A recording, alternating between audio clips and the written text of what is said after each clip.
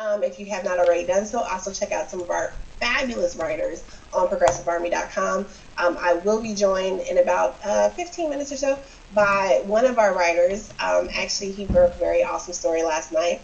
Salam Morcos, who broke one of the Guccifer leak stories today. Several documents were released. Salam actually had access to that information yesterday, so we had a little jump on the curve. So that's pretty sweet. I'm doing well. How are you?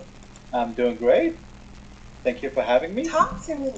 Well, thank you for joining me. Dude, you're like the coolest guy ever.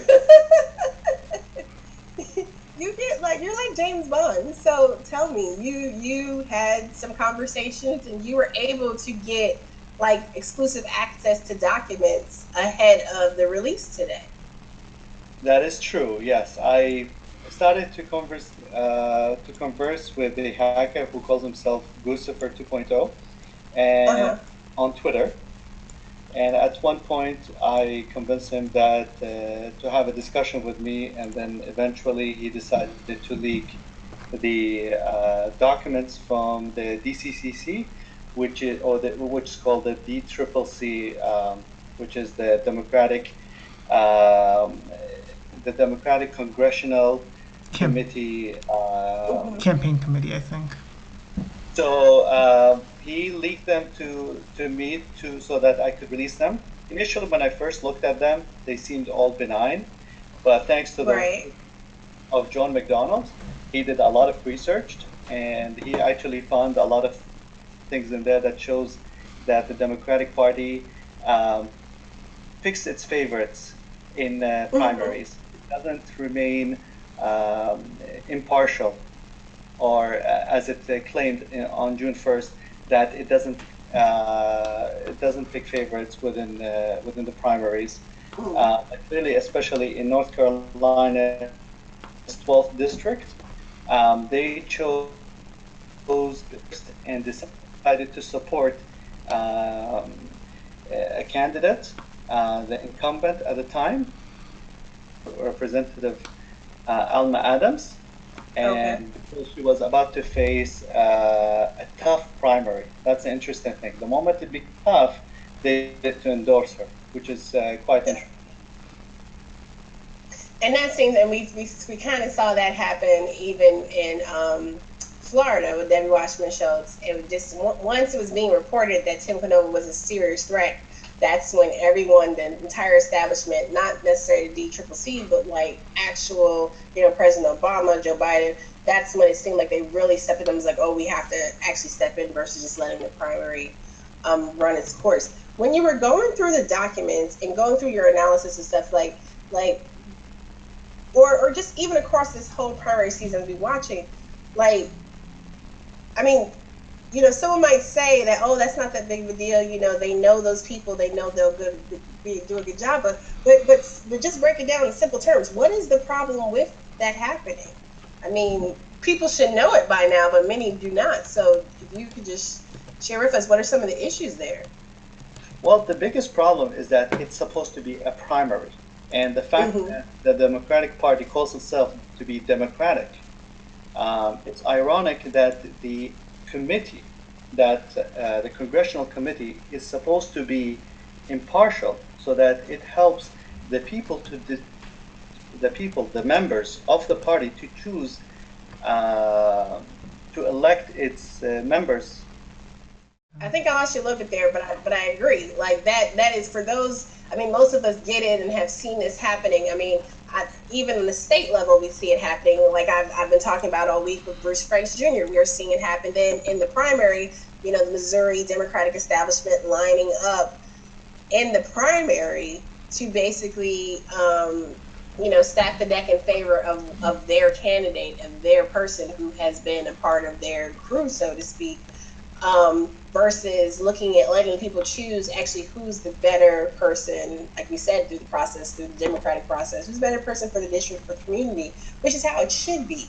I would like to add one more thing, is that if President Obama, for example, decided to endorse someone, while definitely he shouldn't be, and that's the right thing, he does have the right to do so. However, Right.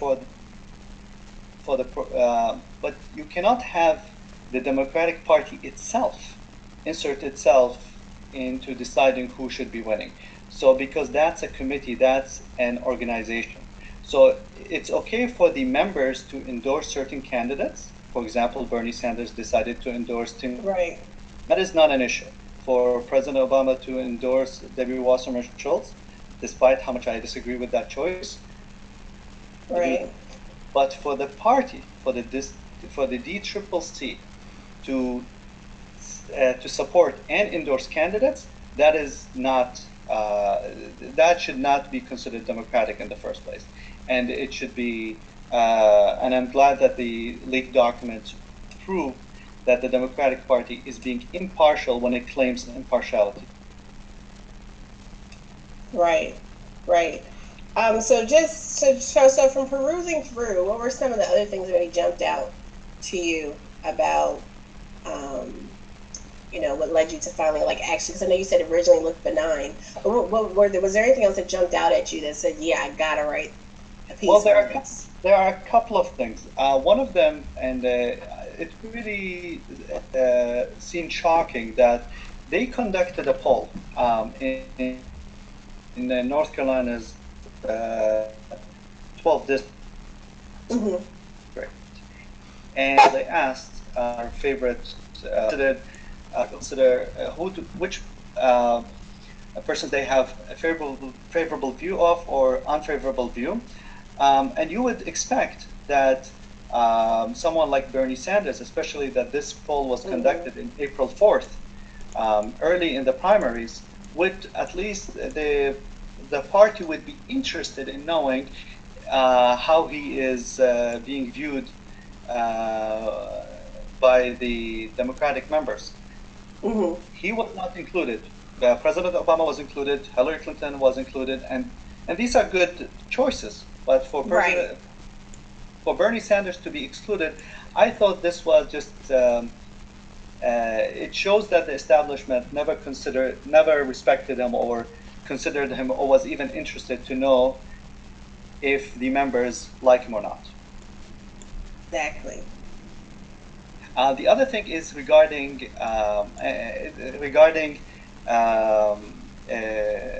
gerrymandering. North Carolina specifically has the Democrats lost control of both the General Assembly and the State Senate in 2010, and that gave the Republicans full control to redistrict the map after the 2010 census. And as we know, the Republicans, they did their best so that they can pack as many African Americans within certain districts, making them very safe Democratic seats.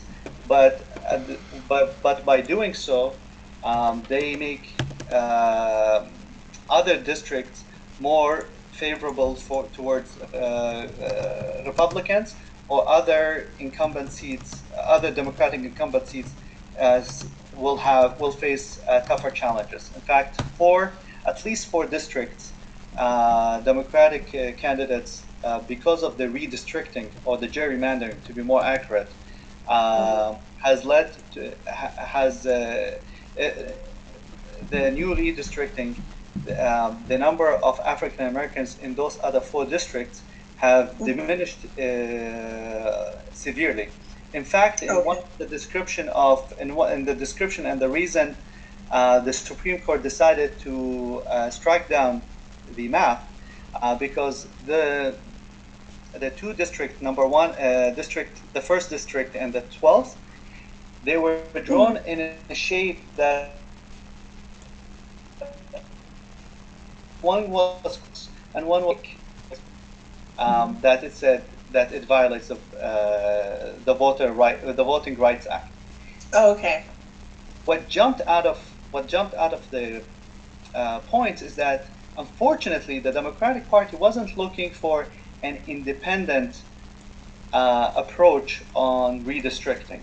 It said that they were looking to redistrict the map so they can protect their incumbent members and try to pick additional seats, which is unfortunate because that's somewhat hypocritical, because they often criticize Republicans, and rightfully so, for using gerrymandering to benefit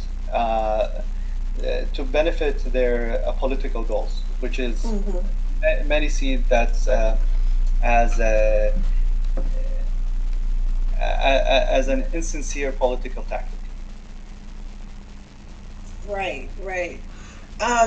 So just in summary, just in closing, like what are some major, like anything else that you think that people should really be kind of paying attention to as we start moving forward, right? Because these issues, it's so crazy when stuff like this happens, though, because in some ways they're so focused on, like you were saying, protecting themselves or their own special interests, they kind of defeat or frustrate the ultimate goal of regaining. They say they want to pick up a few more seats, but they're really just concerned with maintaining power. What, if any, the takeaways about what we should be looking for going forward, or if you have any thoughts, or anything you want to say in summary or closing? I think that Democrats and even independents, they need to pressure all parties to be transparent, so that the process is democratic, regardless of the different political views. They need to pressure the different committees, whether it's the DNC, whether it's the RNC, whether it's the UCCC, to make sure that the process is very transparent. And I think that there is an opportunity for Democrats to be, especially progressives, to be able to increase the transparency of the Democratic Party. Because while presidential campaigns are very difficult, campaigns for smaller congressional seats, for example, you can, to have caucus captains, or to have district, to have more members within the Democratic Party that are progressives, you can establish new rules and you can pressure the party to be more transparent, just like what happened in Maine. And by being more transparent, you basically deny the establishment the ability to be to use such tactics, which interfere with the democratic process. That's my view. Awesome.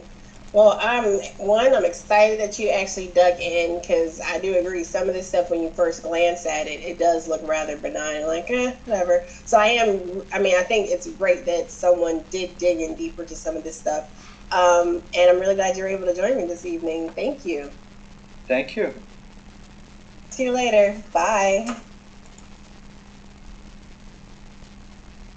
So Salam brought up a very interesting point in terms of the Democratic Party focusing on those who it wants to support, basically at any and all costs, to further whatever particular goal. And not just the Democratic Party or the committees itself, but also Democratic loyalists within the media and with other, mediums that have, huge audiences, whether they're on TV, whether they're in print, whether they're on Twitter, people whose voices carry weight, people who have, especially when you're talking about the journalistic community,